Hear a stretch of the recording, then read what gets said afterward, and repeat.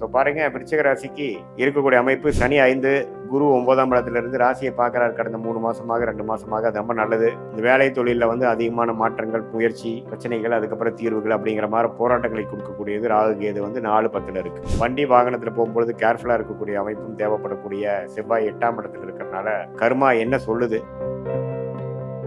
வணக்கம், நான் உங்கள் அன்பான சயின்டிபிக் வேதிக் அஸ்ட்ராலஜர் அஸ்ட்ரோரண்டி பேசுகிறேன்.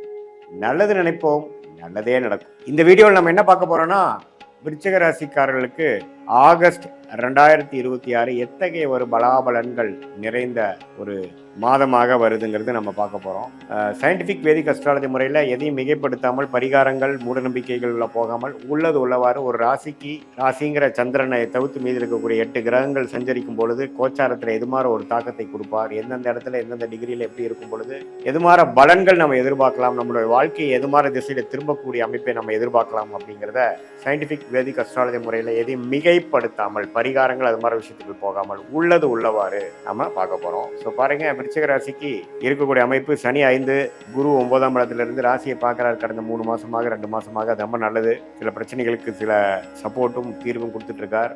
ராகு 4, 10ஆம் இடத்துல கேது. இந்த வேலை தொழிலில் வந்து அதிகமான மாற்றங்கள், முயற்சி, பிரச்சனைகள், அதுக்கப்புறம் தீர்வுகள் அப்படிங்கிற மாதிரி போராட்டங்களை கொடுக்கக்கூடியது. ராகு கேது வந்து 4-10 இருக்கு. ஸோ இது மாதிரி அமைப்பில் வந்து ராசி அதிபதியாகிய செவ்வாய் 8ஆம் இடத்துக்கு போறார் மாதம் முழுவதும். ஸோ அப்படிங்கிறப்ப ராசி அதிபதி 8ஆம் இடத்துல மாதம் முழுவதும் இருக்கும் பொழுது சில விஷயங்கள் வந்து நமக்கு நினைச்ச மாதிரி வராமல் கொஞ்சம் எதிர்பார்க்கக்கூடிய அமைப்புகளாகவும் பொறுமையா இருக்கக்கூடிய அமைப்புகளாகவும் வருதுங்க. இதுல நல்லது இருக்குது, கெட்டது இருக்கு. நல்லது என்னன்னா, நம்ம ஓனா நீங்க போய் டெவலப் ஆகி பண்ணணும்னு நினைச்சா சில பிரச்சனை வரும். ஆனா வர வேண்டியது அப்படியே வரும். எதிர்பார்க்காத சில விஷயங்கள் நடக்கும், அதே சமயத்தில் நாம செஞ்சு எதிர்பார்க்கிற விஷயங்கள் நடக்காது.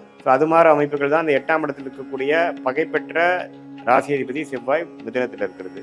அதே மாதிரி 11ஆம் இடத்துல சுக்கிரன் இருக்கிறது தப்பு இல்லை, நல்லா இருக்கு. 9ஆம் இடத்துல குருவோட சேர்வது சூரியனும் புதனும் ரெண்டுமே சேர்வது நல்லது. நிபுணத்துவம் யோகமாகி இது மாதிரி டெக்னிக்கல் துறையில் இருக்கிறவங்களுக்கு நல்ல முன்னேற்றத்தை கொடுக்கக்கூடிய மாதமாக இருக்கு.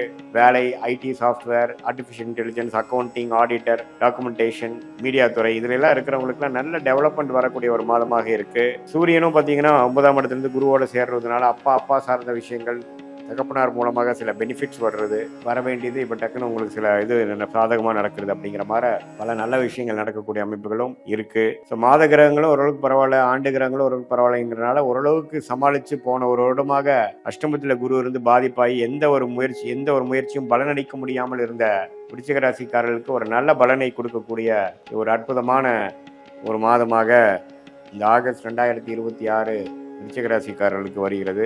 இதனால பாருங்க, ஓரளவுக்கு விடை கிடைக்க முடியாத சில விஷயங்கள், சவாலாக இருந்த சில விஷயங்கள்லாம் கொஞ்சம் படிப்படியாக ஒன்னொன்னாக முடிந்து ஓரளவுக்கு வாழ்க்கையில வெற்றி பெறக்கூடிய அமைப்புகளை நோக்கி போகக்கூடிய ஒரு தருணமாக ஆகஸ்ட் 2026 வருகிறது. இதுல வந்து குரு உச்சமடைந்து ராசியையும் 3ஆம் இடத்தையும் 5ஆம் இடத்தில் இருக்கக்கூடிய சனி பார்க்கறதுனால அந்த குழந்தைங்களால இது வரைக்கும் கொஞ்சம் பட்ட கஷ்டங்கள், மெனக்கெடுதெல்லாம் கொஞ்சம் நீங்கி கொஞ்சம் அவங்களால கொஞ்சம் பெனிஃபிட் வரக்கூடிய அமைப்புகளும் உண்டு.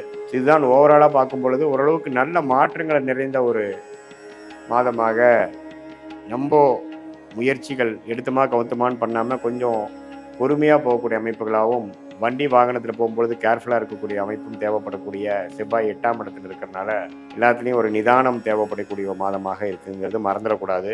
இது பொதுவான பலனை தவிர உங்களுடைய ஜென்ம ஜாதகத்தில் பிறந்த தேதி, பிறந்த நேரம், பிறந்த உரை வைத்து போடும் பொழுது உங்கள் ஜாதகம் எப்படி வருது, உங்களோட லக்னம் என்ன, லக்னாதிபதி எப்படி இருக்கிறார், ஸ்தானபலம், திக்பலம், திருப்பலம் இருக்கா, அடுத்து வரக்கூடிய தசா புக்திகள் எப்படி இருக்கு, ஷார்ட் டேர்ம் எப்படி, லாங் டேர்ம் எப்படி, உங்களுடைய தசா புக்தி அந்தர சூக்ஷமம், தசையை டிவைட் பண்ணால் புக்தி, புக்தியை டிவைட் பண்ணால் அந்தரம், அந்தரத்தை டிவைட் பண்ணால் சூக்ஷமம், அந்தரம்லாம் பார்த்தீங்கன்னா மாத கணக்கு, சூக்ஷம்னா வார கணக்கில் வந்து இங்கே கேட்கக்கூடிய விடைகள், கேள்விக்கு என்ன மாதிரி விடைகள் இருக்குது, இது மாதிரி விஷயங்கள் நடக்கும், இது மாதிரி டைமில் எது நடக்கக்கூடிய அமைப்புகள் இருக்குது, கல்யாணம் எப்போ, குழந்தை பேர் எப்போ, நமக்கு வெளிநாடு வாய்ப்புகள் எப்போ, வேலை மாற்றங்கள் எப்போ, உத்தியோக உயர்வு எப்போ, பிஸ்னஸில் டெவலப்மெண்ட் எப்போ பிஸ்னஸ் ஆரம்பிப்போம், எப்போ இடம் வாங்குவோம், எப்போ வீடு வாங்குவோம், இது மாதிரி பல கேள்விகள் நம்மளுடைய ஜாதகத்து அடிப்படையில் நமக்கு எண்ணங்கள் இருக்கும் பொழுது அது எந்த மாதிரி தருணத்தில் கோச்சார அடிப்படையிலையும் ஒன்றா வருது, அதே சமயத்தில் துல்லியமாக அவங்க தசாபுக்தி இடத்தையும் ஒன்று சேர்ந்து எப்போ நமக்கு கனெக்ட் ஆகுதுங்கிறத பார்க்கும் பொழுது அது மாதிரி தருணத்தில் அது மாதிரி பிளான் பண்ணி பண்ணும் பொழுது எளிதில் நம்ம வாழ்க்கையில்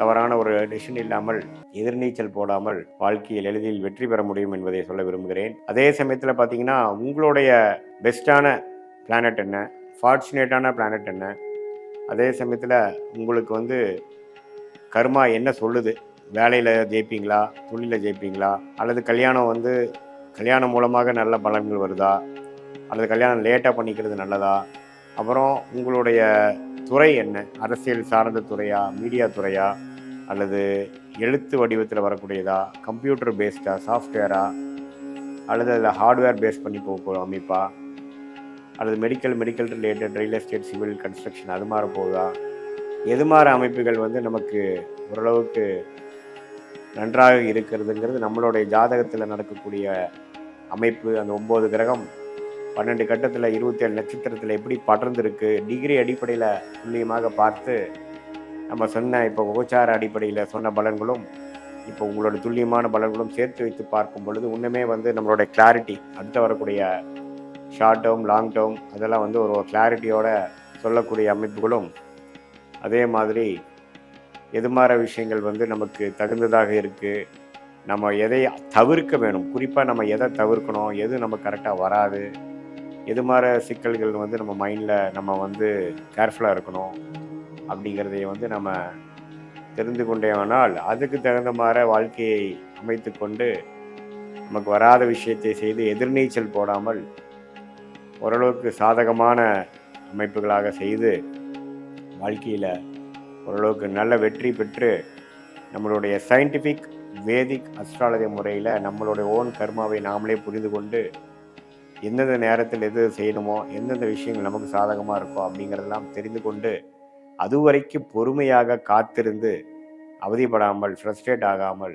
அவசரப்பட்டு சில விஷயங்கள் செய்து அதை தவறாக பண்ணாமல் வீரத்தை காட்டிலும் வேகத்தை காட்டிலும் விவேகமாக செயல்பட்டு நம்ம வாழ்க்கையில் ஒரு விஷயமும், அது படிப்பாக இருந்தாலும் சரி, வியாபாரம், வேலை, இன்வெஸ்ட்மெண்ட்ஸ், பர்சனலாக சொல்லும் பொழுது கல்யாண விஷயங்கள், இது எல்லாமே நம்ம ஒன்றுக்கு ஒன்று நம்ம செக் பண்ணி பார்த்து அதுக்கு தகுந்த மாதிரி பலன்களை நம்ம எதிர்கொண்டு அதிகம் எதிர்பார்ப்புகள் வைக்காமல் நம்மளுடைய கர்மா என்னவோ அதுக்கு தகுந்த மாதிரி வாழ்க்கையை அமைச்சு கொண்டேனால் சயின்டிஃபிக் வேதிக் அஸ்ட்ராலஜி முறை மூலமாக நமக்கு வரக்கூடிய இந்த கிளாரிட்டி பார்த்திங்கன்னா நமக்கு ஒரு கூகுள் மேப் போல், எப்படி ஒருத்தர் ஒரு இடத்த விட்டு இன்னொரு இடம் போகும்பொழுது ஒரு கூகுள் மேப் எப்படி செயல்பட்டு அவர் கைட் பண்ணுதோ, அதே மாதிரி நம்மளோட விஷயமும் நம்மளோட கர்மா என்ன, நமக்கு எது சாதகமாக இருக்குது, நம்ம வீக் பாயிண்ட் என்ன, நம்ம ஸ்ட்ரென்த் என்ன, எந்த துறை நமக்கு லக்கியாக இருக்குது, இப்போ நம்ம என்ன பண்ணிகிட்ருக்கோம், இப்போ நம்ம போயிட்டுருக்கிற தசை எதை குறிக்குது அப்படிங்கிறதெல்லாம் நம்மளுடைய 18 வருஷம் சயின்டிஃபிக் வேதிக் அஸ்ட்ராலஜி அனுபவத்து மூலமாக